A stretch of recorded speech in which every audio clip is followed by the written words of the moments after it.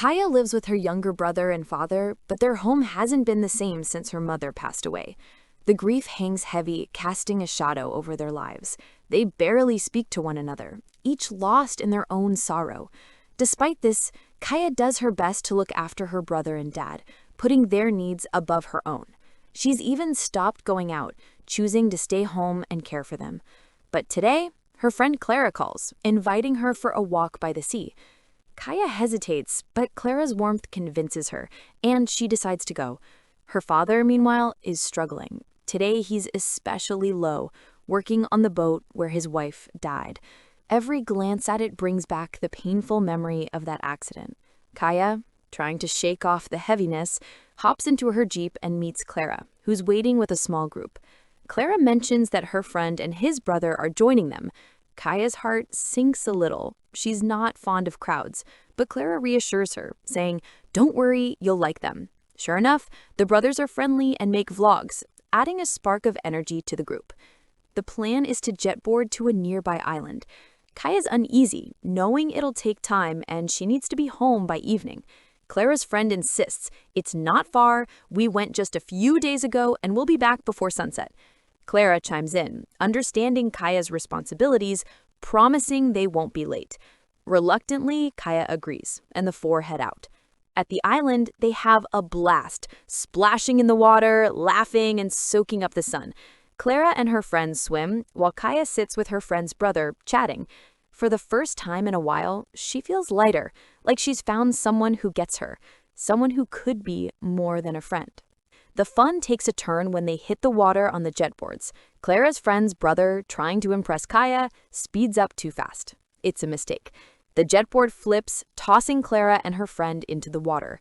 In the chaos, the brother, still reckless, crashes his jetboard into Clara's friend, injuring him badly. He faints, and moments later, his own jetboard flips, throwing him into the seat. Blood clouds the water. Kaya pulls Clara to safety, but the brother is gone, nowhere to be seen. They realize, with sinking hearts, that he's likely drowned in the collision. His brother, Clara's other friend, is overcome with guilt. "If I hadn't sped up, he'd still be here," he says, his voice breaking. He's injured too, barely able to move.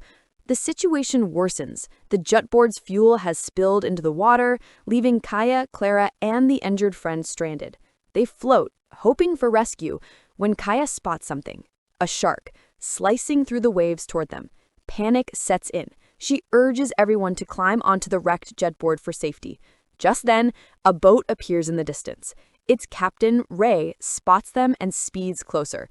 Relief washes over them as he pulls them aboard one by one.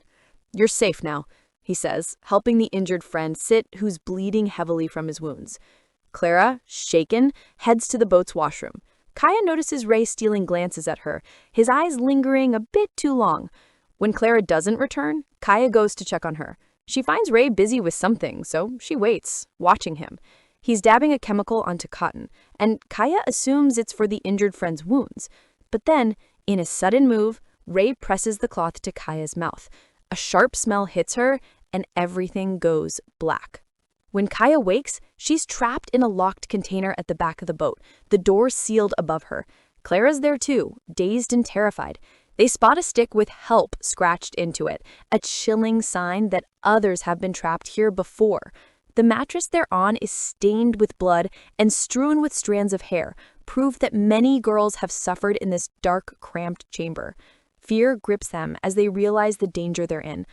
"I wish we'd never come to that island," Clara whispers, but regret won't help them now. They need a way out. The next morning, Ray opens the hatch and tosses in rotten fish for them to eat. Kaya pleads, "Please let me go. My brother's alone at home. He needs me." Ray's face hardens. "Try to escape? I'll kill you, cut you up, and feed you to the fish," he snarls, slamming the door shut. He goes back to his routine, eating raw fish, smoking, and listening to music, as if nothing is wrong. Then he speaks into a walkie-talkie, hinting that someone else is coming.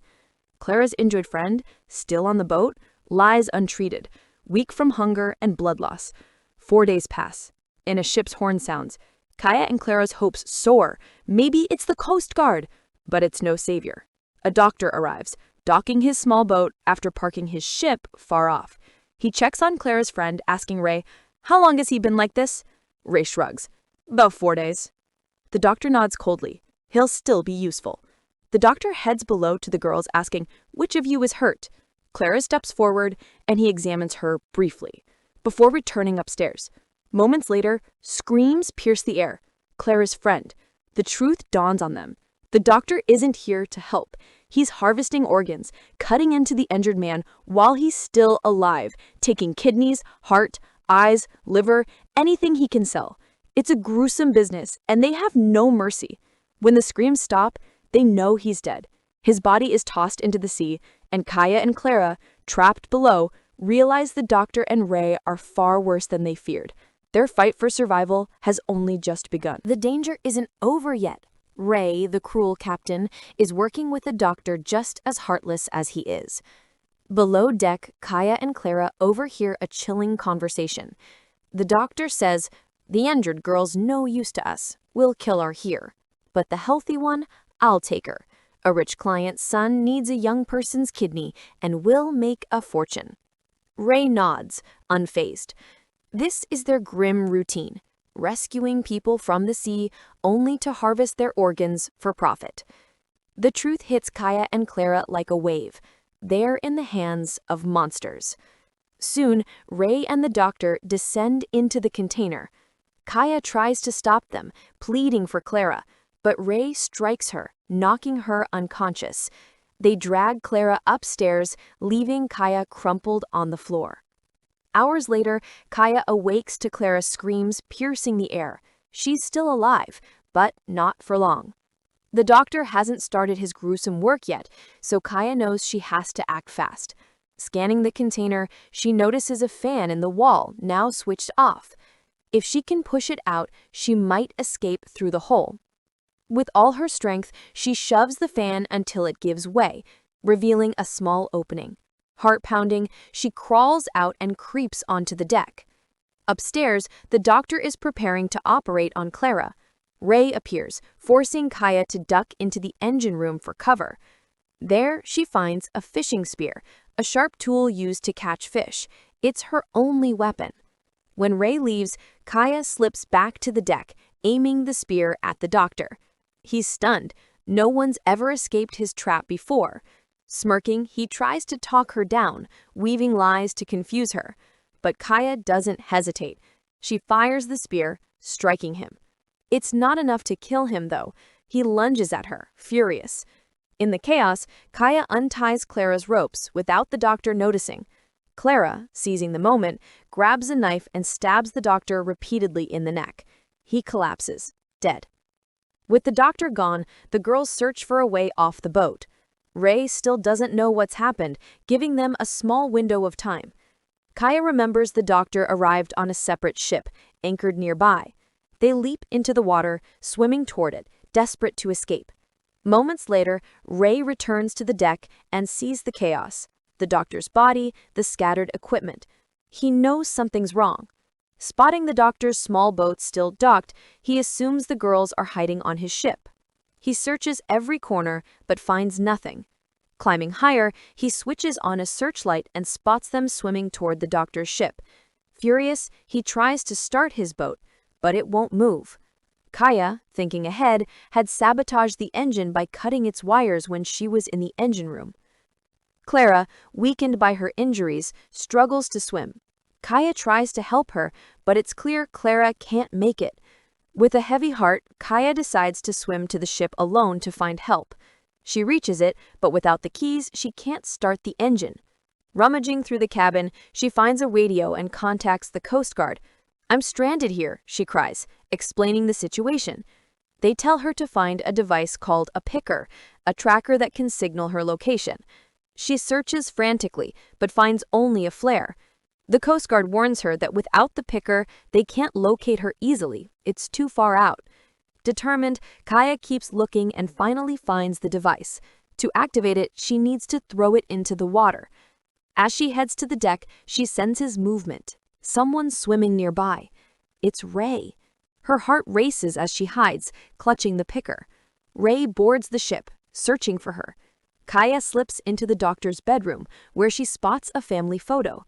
The doctor had 2 daughters of his own, yet his greed drove him to destroy lives without a shred of mercy. Suddenly, Ray finds her. He stabs her in the stomach, and she falls, blood seeping from the wound. Thinking fast, Kaya pretends to reach for him, as if for comfort. When he leans in, she presses the flare into his face. He screams, writhing in pain, and collapses. Kaya, badly injured, drags herself to the deck's edge. She tries to throw the picker into the water, but her strength fails, and she faints, the device slipping from her hand. Through the night, the ship rocks with the waves. By some miracle, the picker slides off the deck, splashing into the sea and activating. Its signal reaches the Coast Guard. At dawn, their boat arrives. They find Kaya, barely alive, and Ray's lifeless body. As they prepare to leave, they spot Clara floating in the water, still alive, against all odds.